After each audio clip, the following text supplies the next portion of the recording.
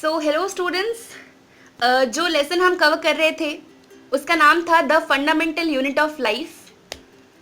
इस लेसन में हम ऑलरेडी जान चुके हैं कि एक सेल क्या होता है।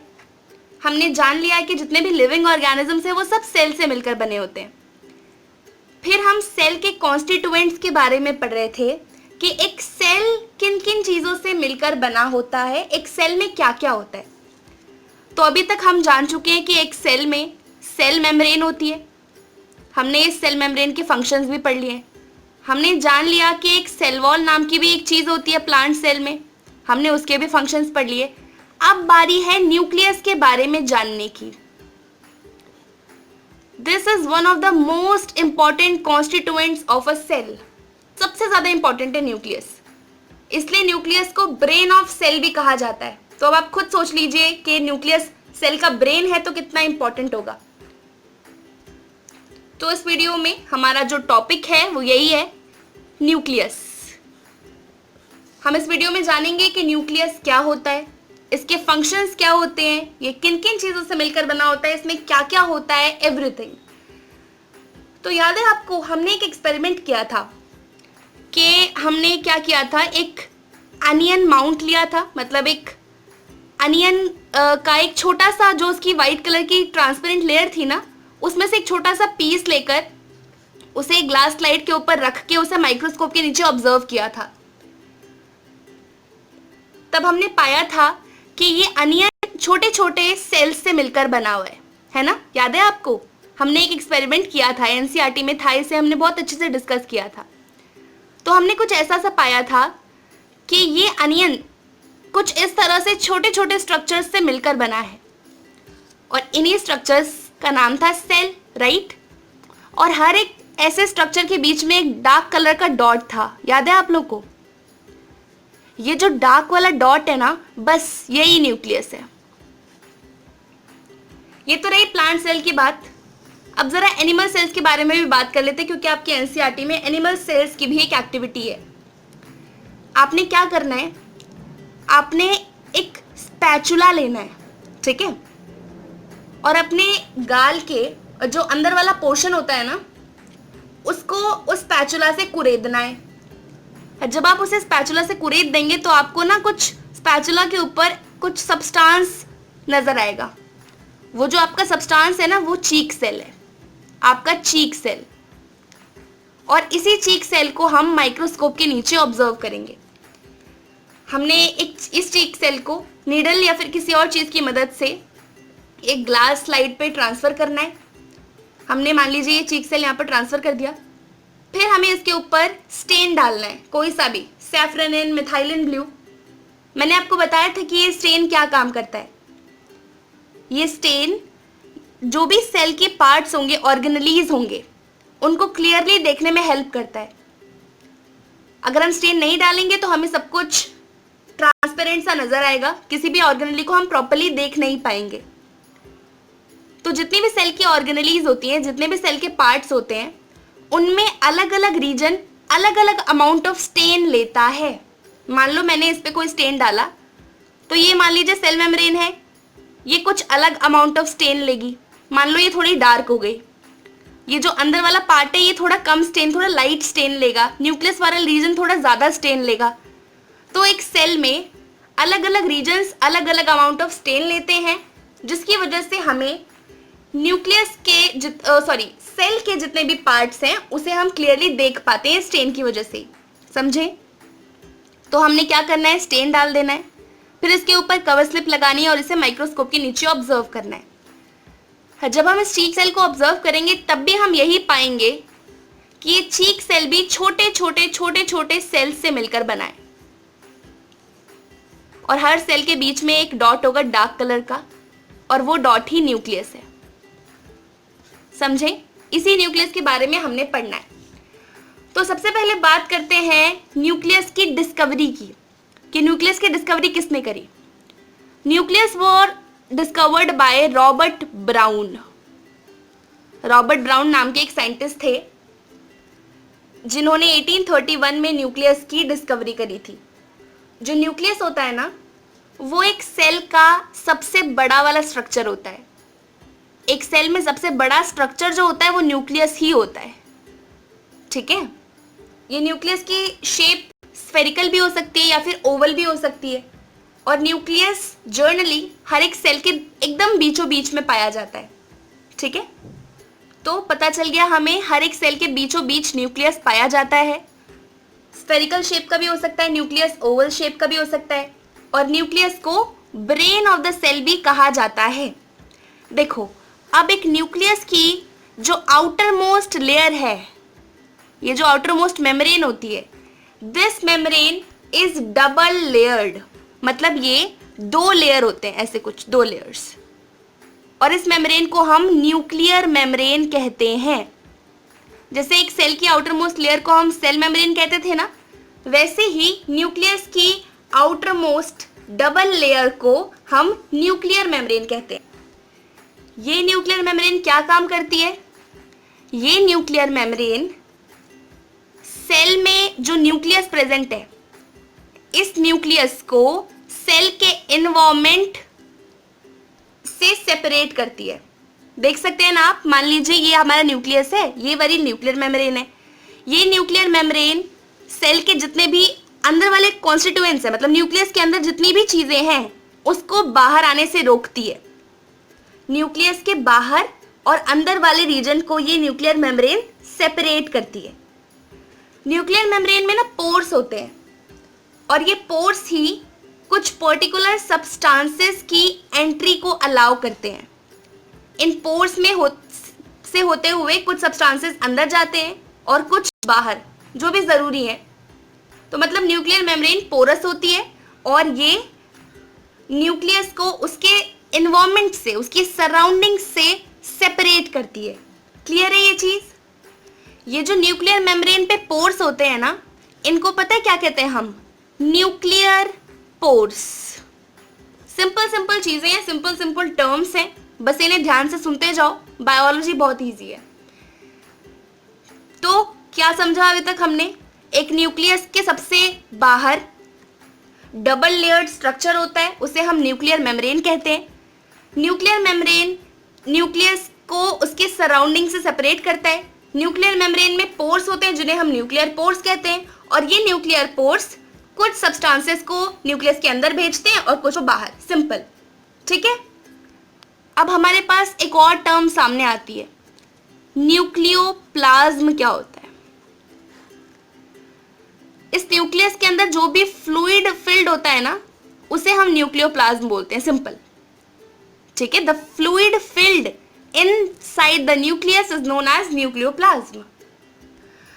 अब इस न्यूक्लियोप्लाज्म में, मतलब वो फ्लूइड जो न्यूक्लियस के अंदर है, उस फ्लूइड में एक चीज और प्रेजेंट होती है जिसका नाम है क्रोमैटिन मटेरियल। बहुत बहुत इंपॉर्टेंट टर्म है, अभी तो है ही, आगे भी बहुत काम आएगी। Chromatin material. अब ये क्रोमैटिन मटेरियल किस बला का नाम है? ये क्रोमैटिन मटेरियल टर्म तो आपके लिए नई है, लेकिन आई होप आपने डीएनए सबने सुना होगा। डीएनए, ये डीएनए ना न्यूक्लियस में ही प्रेजेंट होता है। हर एक सेल में, हमारी बॉडी में जितनी भी सेल है, उन सभी सेल्स में न्यूक्लियस होता है, और सारे न्यूक्लियस में डीएनए प्रेजेंट होता है, ठीक है। डीएनए कुछ ऐसा ऐसा ऐसा ऐसा स्ट्रक्चर होता है, ठीक है, एक थ्रेड लाइक स्ट्रक्चर, और डीएनए की लेंथ करीबन 3 मीटर होती है। हमारी ह्यूमन बॉडी की अगर बात करें तो ह्यूमन बॉडी के डीएनए की लेंथ करीबन 3 मीटर होती है। अब ये डीएनए कैसे बना होता है? देखो, अगर मैं इसे जूम करके देखूं तो ये डीएनए बेसिकली एक प्रोटीन के ऊपर, अगर मतलब कुछ इस तरह से लिपटा हुआ होता है। डीएनए का एक पूरा 3 मीटर का स्टैंड छोटे छोटे छोटे छोटे प्रोटीन्स के ऊपर इस तरह से लिपटा लिपटा होता है, और जब ये वाला स्ट्रक्चर ऐसे ही पड़े रहता है, उसे हम क्रोमैटिन मटेरियल बोलते हैं। समझ आई ये चीज? प्रोटीन प्लस डीएनए यूं ही सेल में पड़े रहता है, उसे हम क्रोमैटिन मटेरियल बोलते हैं। यूजुअली ये सेल में ऐसे ही पड़ा रहता है, लेकिन जब रिप्लिकेशन का टाइम आता है ना, जब एक सेल से 2 सेल बनने का टाइम आता है ना, तब ये क्रोमैटिन मटेरियल अपने आप को ऑर्गेनाइज कर लेता है in the form of chromosomes. समझ आई मेरी बात? ये जो क्रोमैटिन मटेरियल है ऐसे ही पड़ा रहता है जो न्यूक्लियस में, वो अपने आप को एकदम कंडेंस कर लेता है, एकदम चिपका लेता है, एकदम सिकुड़ा लेता है और क्रोमोसोम बना देता है। ठीक, तो हम क्या कह सकते हैं, क्रोमोसोम किस किस चीज से मिलकर बना है? क्रोमोसोम मिलकर बना है डीएनए से और प्रोटीन से। तो न्यूक्लियस में क्रोमोसोम्स होते हैं और ये क्रोमोसोम्स हमें किस वक्त दिखते हैं? सेल डिवीजन के टाइम, जब एक सेल से दो सेल बनने की बारी आती है तब ये क्रोमोसोम्स रहते हैं, वरना ये हर टाइम क्रोमैटिन मटेरियल के फॉर्म में न्यूक्लियस में पड़े होते हैं। ठीक है, सेल डिवीजन के वक्त क्रोमैटिन मटेरियल अपने आप को क्रोमोसोम्स में ऑर्गेनाइज कर लेता है। तो जब प्रोटीन के ऊपर डीएनए लिपटा होता है और ये लंबी सी चेन बनाते हैं ना, तो उसे हम क्रोमैटिन मटेरियल बोलते हैं। जब वो क्रोमैटिन मटेरियल अपने आप को कंडेंस कर लेता है तो उसे हम क्रोमोसोम कहते हैं। इतनी चीज हमें क्लियर है? तो ये एक प्रोटीन है और ये है एक डीएनए। डीएनए प्रोटीन के ऊपर लिपटा हुआ होता है। पता है, डीएनए में सारी की सारी इंफॉर्मेशन होती है कि जो भी नया ऑर्गेनिज्म बनने वाला है उसकी शक्ल क्या होगी, सूरत क्या होगी, उसकी बॉडी के सेल्स कौन सा प्रोटीन बनाएंगे, हर चीज की इंफॉर्मेशन हमारे डीएनए पर होती है। ये डीएनए ही सारी की सारी नेसेसरी इंफॉर्मेशन को कैरी करता है जो भी एक पेरेंट से ऑफस्प्रिंग में जाती हैं।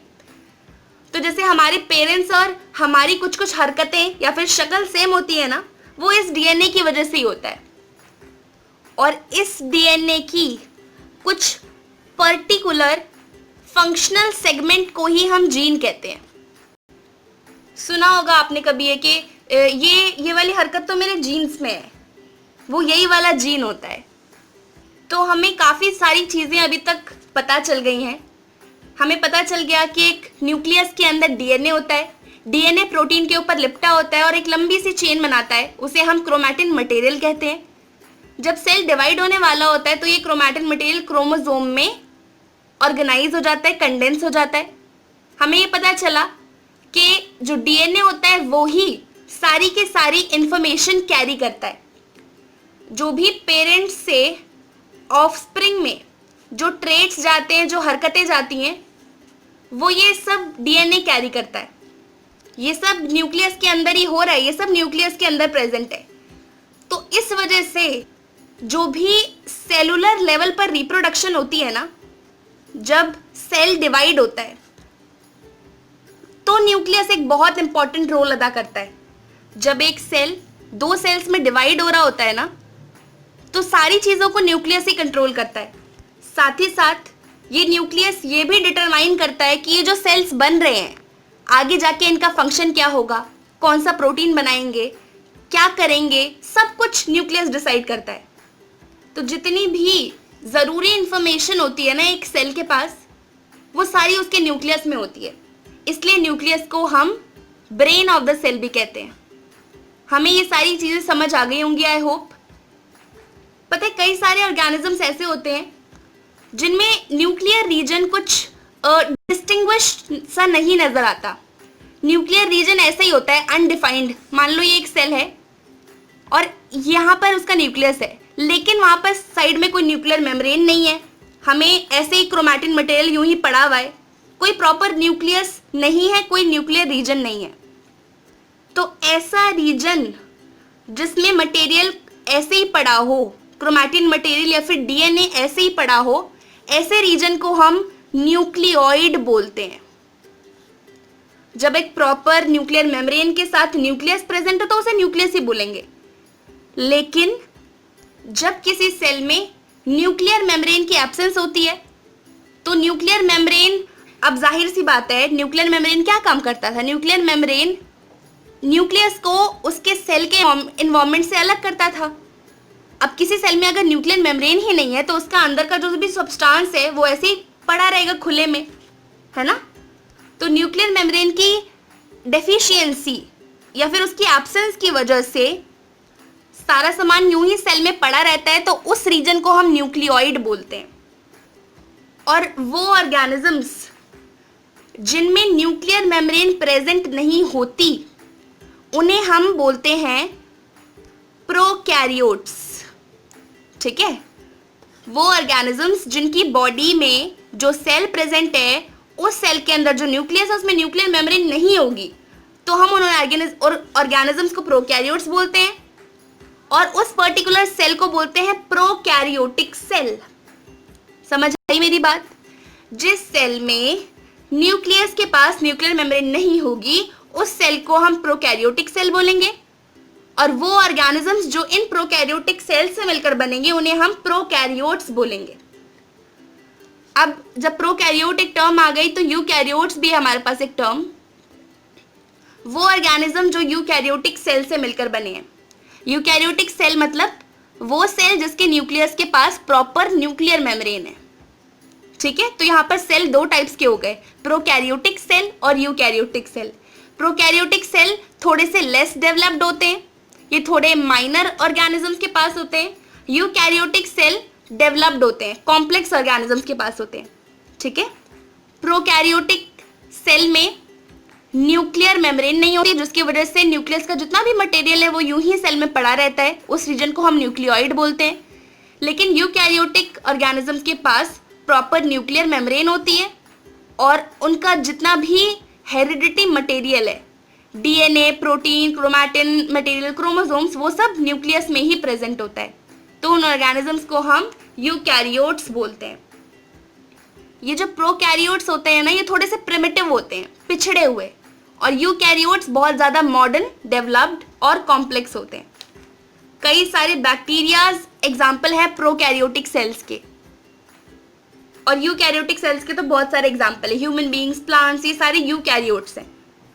प्रोकैरियोटिक सेल्स में बहुत ज़्यादा सेल ऑर्गेनेलीज भी नहीं होती, लेकिन यूकैरियोटिक सेल के पास अपनी प्रॉपर ऑर्गेनेलीज होती है, that two membrane bound organelles होती हैं। मेम्ब्रेन बाउंड ऑर्गेनेलीज मतलब जितनी भी यहाँ पर सेल ऑर्गेनेलीज प्रेजेंट हैं उन सबके पास एक आउटर मोस्ट कवरिंग होती है, सबके पास मेम्ब्रेन होती है, ठीक है। लेकिन प्रोकैरियोटिक सेल के पास ऐसा नहीं है, अगर कुछ ऑर्गेनेलीज होती भी हैं तो वो यूं ही ऐसे सेल में पड़ी रहती हैं, ठीक है। सेल ऑर्गेनेलीज मैंने आपको बताया था क्या होता है। एक सेल में जितनी भी चीज़ें होती हैं, जो भी चीज़ें हैं वो सारी सेल ऑर्गेनेली ही होती हैं। एक सेल के जितने भी कॉन्स्टिट्यूएंट्स होते हैं उन्हें हम सेल ऑर्गेनेलीज कहते हैं। तो क्या होता है, यूकैरियोटिक सेल में proper membrane bound cell organelles होती हैं, लेकिन मैंने उल्टा बोल दिया, यूकैरियोट्स में मेम्ब्रेन बाउंड ऑर्गेनेलीज होती है, लेकिन प्रोकैरियोट्स में कोई मेम्ब्रेन बाउंड ऑर्गेनेली नहीं होती है। तो यूकैरियोट्स ज़्यादा डेवलप्ड होते हैं, कॉम्प्लेक्स होते हैं, प्रोकैरियोट्स थोड़े सिंपल होते हैं। हमने ये चीज़ें समझ ली, न्यूक्लियस के बारे में जो भी चीज़ें थी वो सब हमने जान लिए। न्यूक्लियस के अंदर ही डीएनए प्रेजेंट होता है, जीन्स क्या होते हैं, क्रोमोसोम्स क्या होते हैं, हम सब कुछ जान चुके हैं। ओवरऑल हमने न्यूक्लियस के बारे में सब जान लिया है। अगर आपको चीज़ें समझ आती हैं तो यार वीडियोस लाइक किया करो, चैनल को भी सब्सक्राइब कर दिया करो, अच्छा लगता है। अगर नहीं आती है तो प्लीज़ कमेंट सेक्शन में ज़रूर पूछो कि आपको क्या चीज़ नहीं समझ आई, मैं आपको तुरंत आंसर करूँगी वो चीज़। जो भी आपका डाउट है, कोई डाउट मत रखो मन में, सारी चीज़ें क्लियर रखो, मार्क्स अपने आप आएंगे एग्जाम में। तो फिलहाल इस वीडियो को इतना ही रखते हैं और आपसे मिलते हैं आगे आने वाले वीडियोज़ में। तब तक के लिए bye bye, take care, have a great day.